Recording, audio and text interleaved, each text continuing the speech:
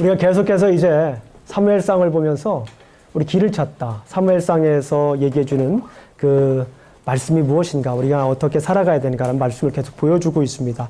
왜냐하면 사무엘상을 택한 이유가 있습니다. 그 이유는 뭐냐면 사무엘 시대와 오늘날 우리의 시대가 굉장히 그 비슷한 점들이 많이 있습니다.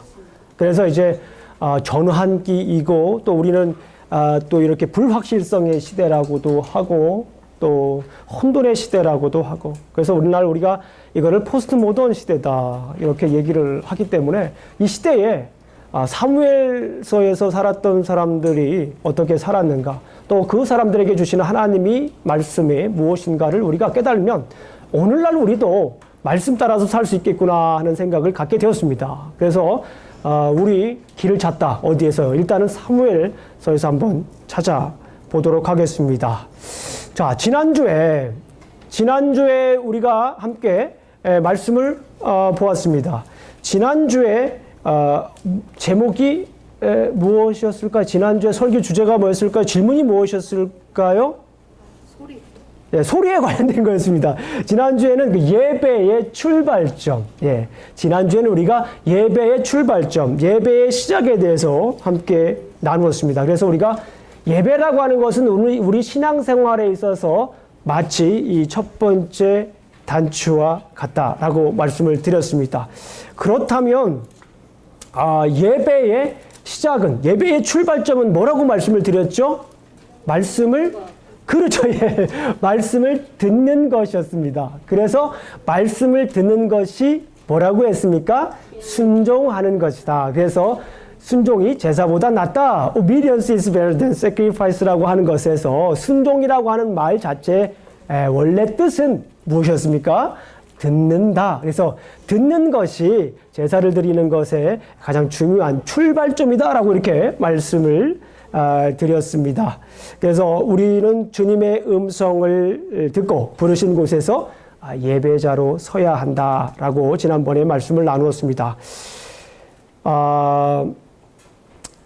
오늘 말씀도 그래요. 오늘 말씀도 이 불순종에 관련된 이야기입니다. 자, 그래서 키워드가 불순종입니다. 그렇다면 불순종의 의미가 무엇일까요? 불순종이 뭡니까? 순종하지 않는 거죠. 예. 그러니까 불순종이라고 하는 것은 순종하지 않는 겁니다. 그렇죠? 그러니까 순종이라고 하는 것이 듣는 것이니까 불순종이라고 하는 것은 무슨 뜻이겠습니까? 듣지 않는. 그렇죠. 네. 듣지 않는 것이 불순종입니다. 사전적인 의미는 이렇습니다. 다른 사람, 특히 윗사람의 명령이나 요구 따위에 순수히 따르지 않는 것. 하나님 그 말씀을 따르지 않는 것. 그러니까 우리의 신앙적으로 이걸 해석을 하게 되게 되면 하나님의 명령이나 요구에 순순히 따르지 않는 것. 그러니까 하나님의 말씀을 듣지 않는 것이 바로 불순종이다라고 이렇게 말씀을 전할 수가 있습니다. 그렇다면 다시 한 번 더 여러분들에게 저는 여쭤보고 싶습니다. 자, 불순종했을 때 불순종해본 경험이 있으세요? 혹시 이제 아버지 말에 아니면 어머니 말에 혹은 할아버지 말씀에 불순종해본 경험이 있으신가요? 네. 뭐 너무너무 많지요. 너무너무 많습니다. 그런데 중요한 것은 그때 마음이 어떠셨어요? 너무 기쁘셨나요? 아니면 좀 네, 참 그때 마음을 우리가 또 한번 생각해 볼 필요도 있습니다. 자, 그래서 이 오늘 본문의 주제는 이렇습니다. 메인 퀘스천은 바로 이래요. 불순종의 원인과 결과. 불순종의 원인과 결과가 무엇인가? 오늘 이 본문 말씀을 가만히 묵상해보고 연구해보고 기도해보니까 오늘 본문에 있는 말씀에서 주시는 말씀은 불순종의 원인과 결과에 대해서 다루고 있다라고 저는 이렇게 얘기를 했습니다. 불순종의 인과라고 하죠. 우리나라 말로 그냥 쉽게 짧게 말하면 인과인데요. 불순종의 원인과 결과에 대해서 오늘 말씀을 드리도록 하겠습니다.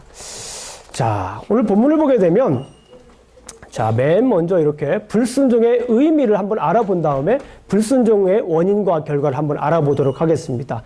자, 다시 한번 물어보겠습니다. 우리 어린아이들에게 한번 물어볼게요. 우리 어린아이들에게 자, 우리 애들에게, 우리 학생들에게, 청소년 아이들에게 한번 여쭤보겠습니다. 혹시 손을 빨리 들고 얘기를 하면은, 자, 목사님이 달란트를 줄 수도 있어요. 네. 자, 불순종의 의미가 무엇입니까? 아는 사람 손 들고 한번 말씀해 보세요. 불순종의 의미. What does the meaning of disobedience? 불순종의 의미가 뭡니까? 네, 선민이가 맞아 들었어요. 선민이. 말해보세요.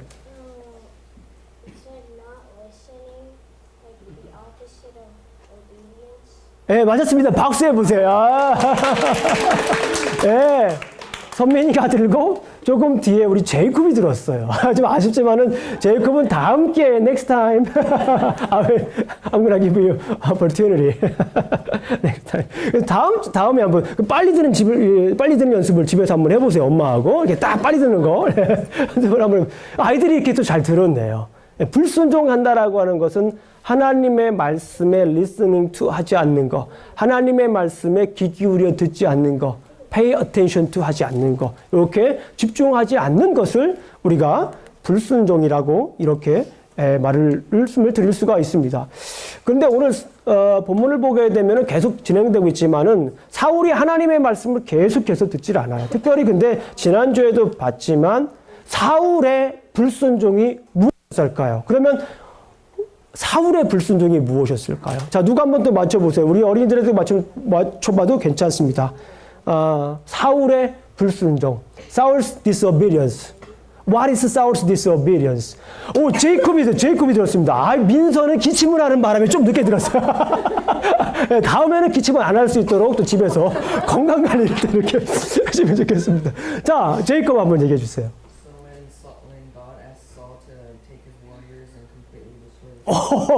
박수 보내주세요. 박수. 네.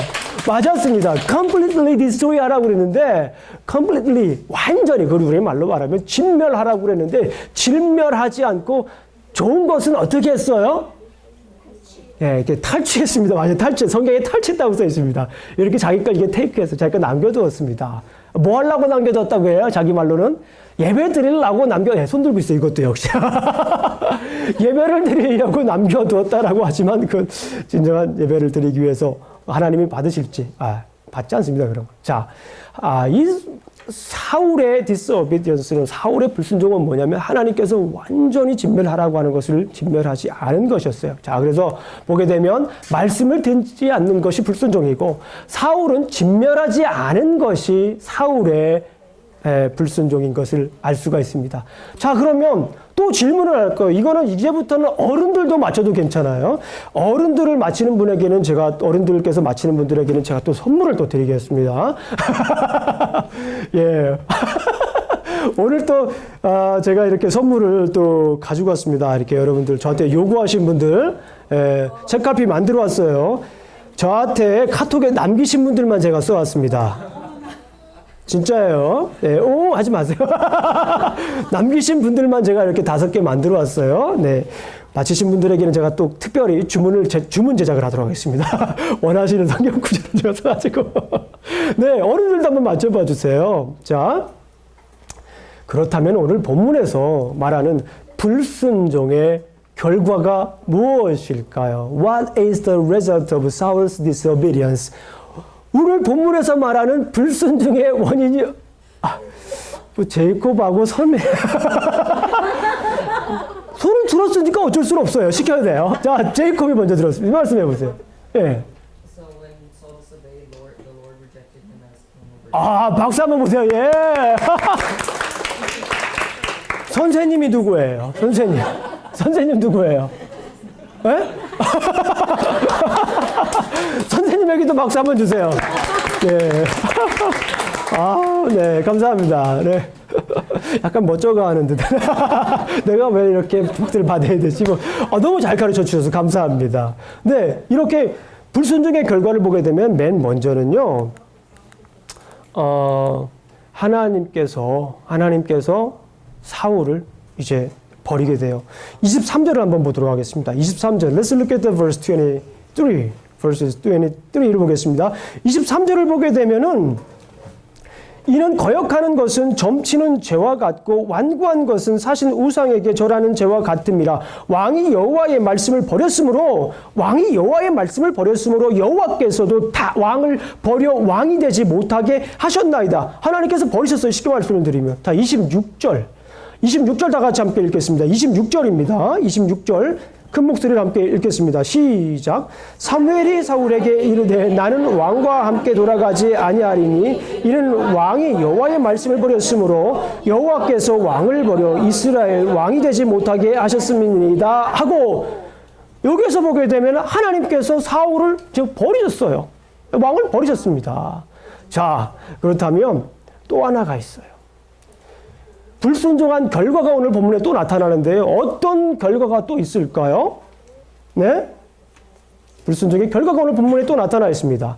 자, 그렇다면 35절을 한번 보도록 하겠습니다. 35절을 보겠습니다. 다 같이 큰 목소리로 읽습니다. 시작. 사무엘이 죽는 날까지 사울을 다시 가서 보지 아니하였으니 이는 그가 사울을 위하여 슬퍼함이었고 여호와께서는 사울을 이스라엘 왕으로 삼으신 것을 후회하셨다. 하나님이 후회하셨어요. 자, 여기서 중요한 것은 불순종의 결과 하나님께서 사울을 버렸어요. 그런데 하나님만 사울을 버린 것이 아니라 또 누구도 사울을 떠나게 될까요? 사무엘. 그렇죠. 어떻게 잘하셨습니까? 맞습니다. 사무엘도 떠나게 돼요. 사무엘이 누구예요? 사무엘은요, 이 사울의 영적인 아비라고 할 수 있는 사람이에요. 영적인 멘토라고 할 수 있는 분이에요. 예, 그런데 물론 사무엘의 말을 잘 듣지는 않았지만 생각하는 영적인 아비였는데 그 사무엘마저도 이제 떠나게 되는 모습을 볼 수가 있어요. 너무나 안타깝습니다. 너무나 안타까워요. 오늘 또 한 가지가 더 있어요. 이 결과를 제가 조금 더 말씀을 드리면 한 가지 더 오늘 본문에 나와 있는 것을 볼 수가 있어요. 자, 25절에 있는 말씀을 한번 보겠습니다. 25절 말씀을 한번 볼게요. 25절 말씀을 제가 한번 읽겠습니다. 청하오니 지금 내 죄를 사하고 나와 함께 돌아가서 나로 하여금 여호와께 경배하게 하소서. 누구의 말이지요? 예, 사울의 말입니다. 사울이 이렇게 예배를 드리고자 하는 마음이 있어요. 예배를 드리고자 하는 마음이 있는데 우리가 언뜻 이 말씀을 보았을 때는 정말 사울이 이제는 완전히 달라진 모습처럼 보여요. 그런데 그렇지가 않습니다. 26절을 한번 보겠습니다. 26절 말씀을 한번 볼게요. 자, 26절 말씀 저와 함께 같이 읽어보겠습니다. 시작. 사무엘이 사울에게 이르되 나는 왕과 함께 돌아가지 아니하리니 이는 왕이 여호와의 말씀을 버렸으므로 여호와께서 왕을 버려 이스라엘 왕이 되지 못하게 하셨음이니이다. 사무엘의 반응이 이상하지 않아요? 진정으로 회개하고 예배를 드리고자 했으면 그래, 네가 드디어 이제 회개했구나, 가서 예배 드리자, 하나님이 기뻐하실 거야 라고 얘기를 해야 되는데 그러지 않고 여기서 뭐라고 얘기를 하고 있어요? 사무엘이 또다시 얘기를 하는 거예요. 내가 하나님의 명령을 지키지 않았기 때문에 하나님이 너를 버리셨다. 반응이 이상해요. 반응이 정말 엉뚱한 반응 같이 보입니다. 그러나 중요한 것은 사무엘이 사울의 마음을 너무나도 잘 꿰뚫고 있는 거예요. 너무나도 잘 알고 있는 겁니다. 자, 여러분들께서 30절에 있는 말씀을 보게 되면 자, 이 사울이 어떻게 예배를 드리려고 했는 것인지 조금 우리가 알 수 있습니다. 구체적으로 알 수가 있어요. 30절 말씀을 우리가 한번 천천히 한번 읽어볼게요. 성경 말씀은 우리가 꼭꼭 씹어 먹어야 됩니다. 천천히 한번 30절 말씀을 보겠습니다. 자, 시작. 사울이 이르되 내가 범죄하였을지라도 이제 청하옵나니 내 백성의 장로들과 앞에 이스라엘 앞에서 나를 높이사 나와 함께 돌아가소서. 내가 당신의 하나님 여호와께 경배하게 하소서. 여기에서 사무엘의 진심이 나오는 거예요. 자, 보세요. 어떻게 해요? 여기에서 사무엘의 진정한 회개가 있다라고 볼 수가 있어요. 앞에 말씀에서 보게 되면은 24절에 보게 되면 내가 범죄하였습니다. 내가 죄를 졌습니다. 라고 얘기를 해요. 그리고 30절 말씀에서도 오늘 읽었지만은 내가 범죄했을지라도 제가 죄를 졌다고 이렇게 회개하는 것처럼 보이는데 이게 진정한 회개냐고요. 이게 진정한 회개냐고요. 이게 예배가 누구를 위한 예배? 한번 보세요. 이 예배가 지금 누구를 위한 예배입니까? 우리가 예배 드릴 때 누구께 예배 드립니까? 우리 예배 하나님이잖아요. 너무나 잘 아시는데 여기서 지금 누구한테 예배를 드리려고 하는 거예요? 한번 읽어보세요. 누굽니까?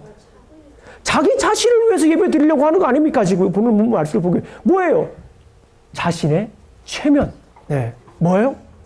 자기 지금 체면 살려달라는 거 아닙니까? 지금 제발 좀 내 체면 좀 살려주세요. 백성들 이렇게 앞에 있는데 내 체면 좀 살려주세요. 그러기 위해서 지금 예배 드리려고 하는 거예요. 나를 높이사. 그죠? 나를 높이사. 이게 자기를 위한 예배가 된 거예요. 그리고 또 하나 지적할 수가 있습니다. 무엇입니까? 여기서, 예. 내 백성이라고 얘기하면서, 예? 나를 높이라고 하면서, 내가 누구의 하나님? 당신의 하나님. 이게 웬 말입니까?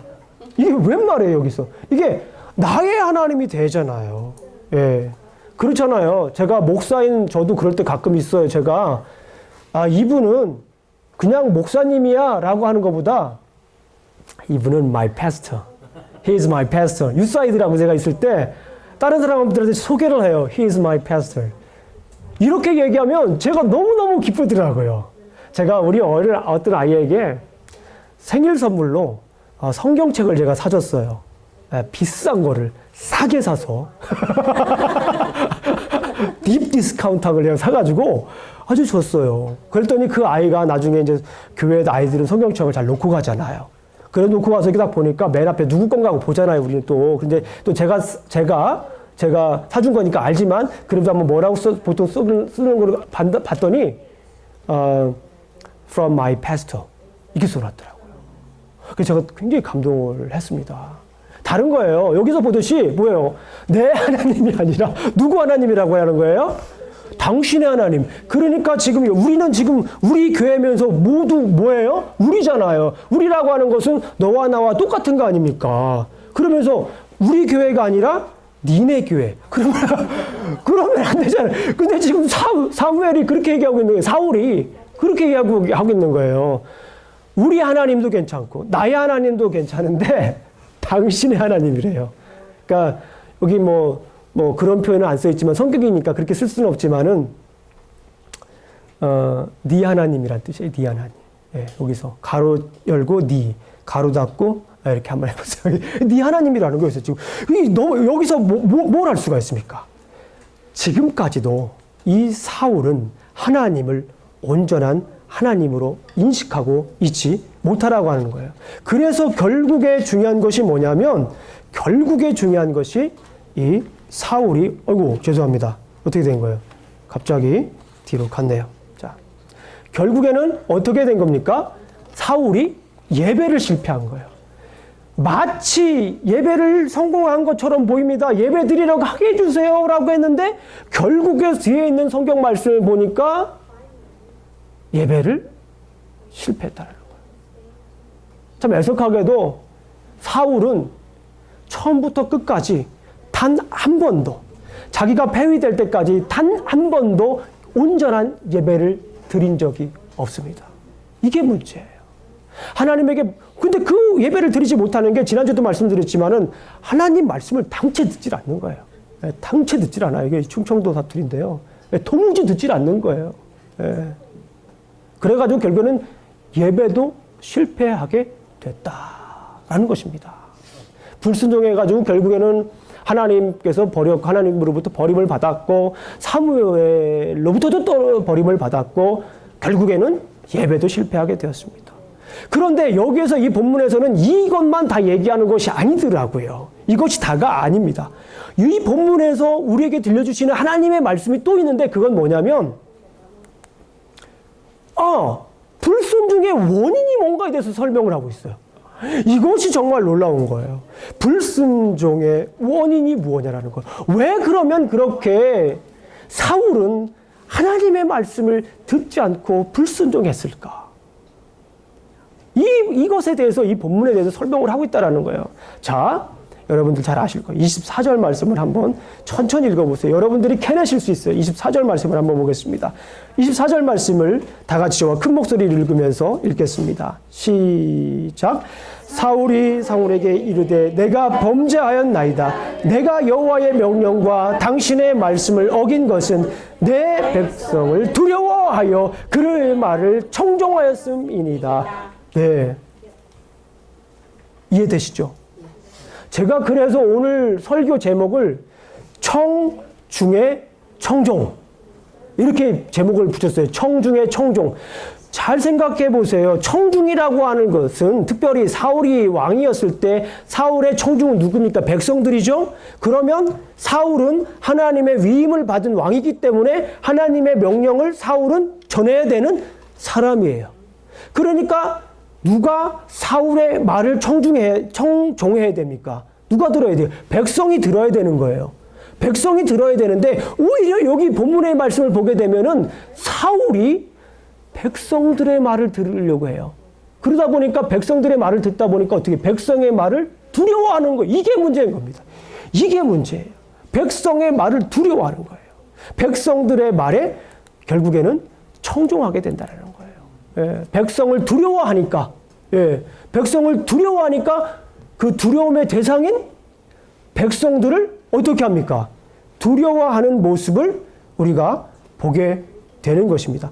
백성을 두려워하니까, 백성을 두려워하니까 15절 보겠습니다. 15절 말씀을 보니까 제가 읽을게요.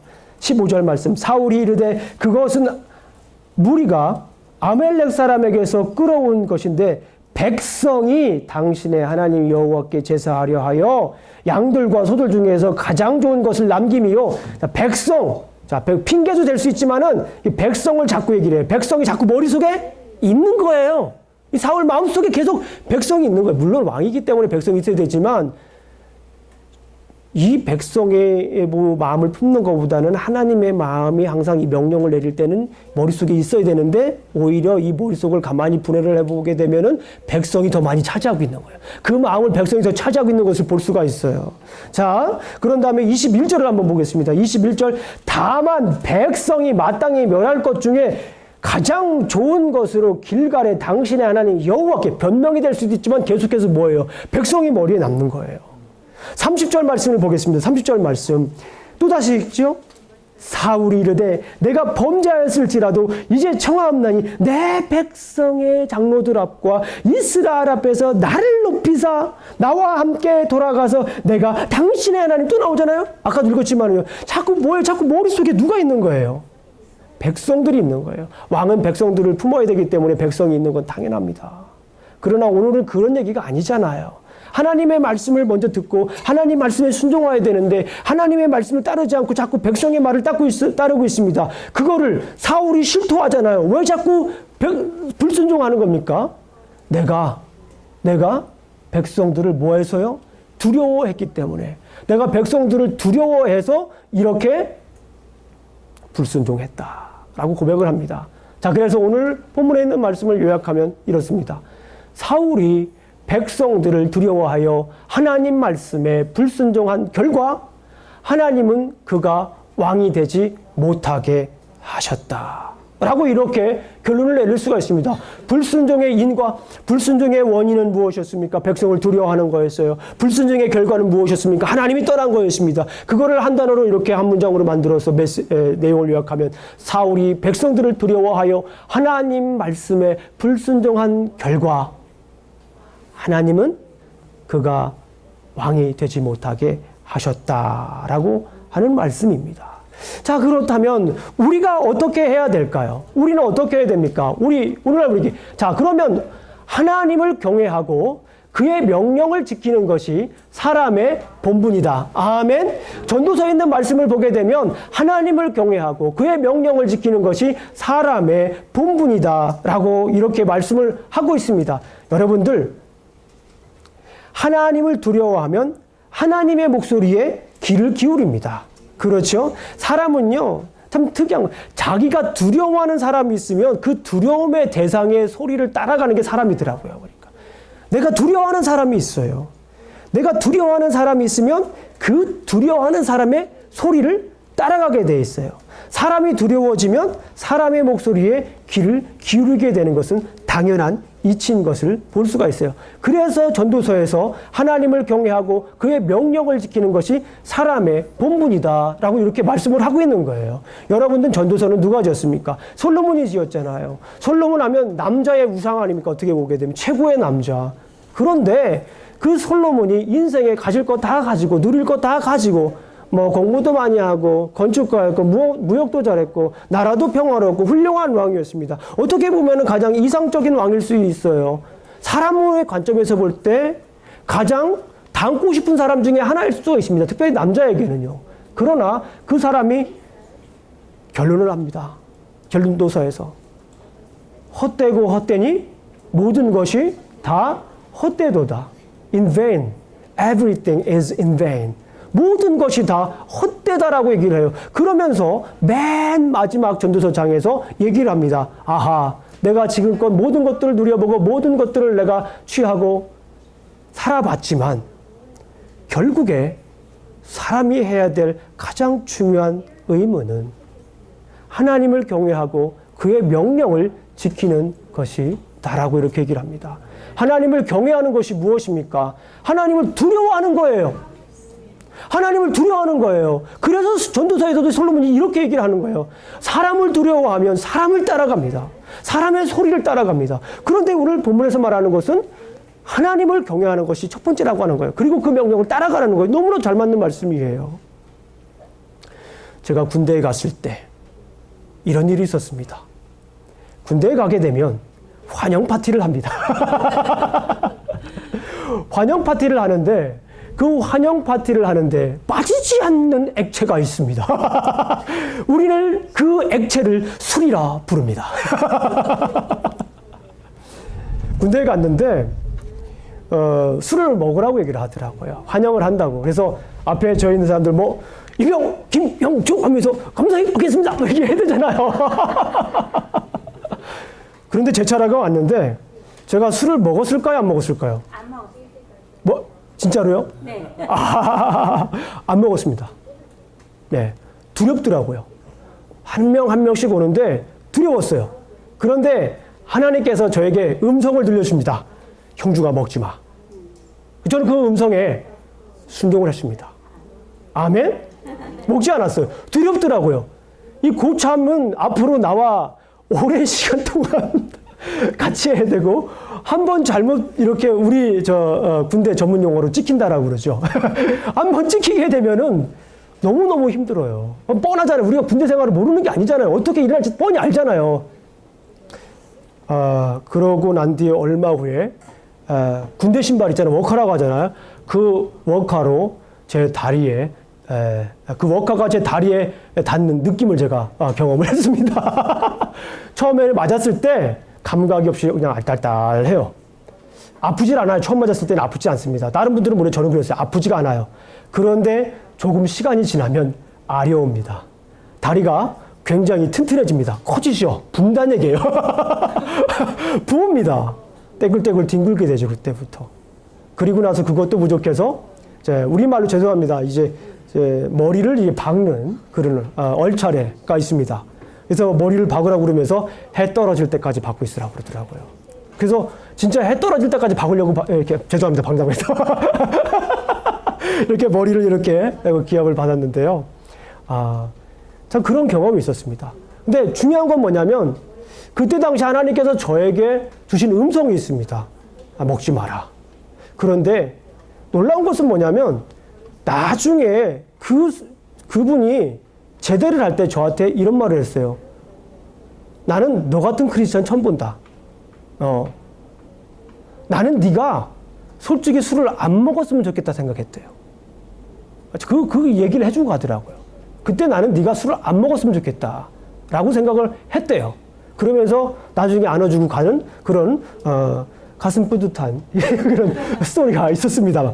어쨌거나 하나님의 음성을 듣는다라고 하는 것이 매우 중요한 거예요. 우리 삶 속에서 너무 중요한 거예요. 아픔이 있어요. 때로는 하나님의 음성을 들을 때 때로는 아픔이 있고 너무나 뻔히 보이는 고통이 있을 수가 있습니다.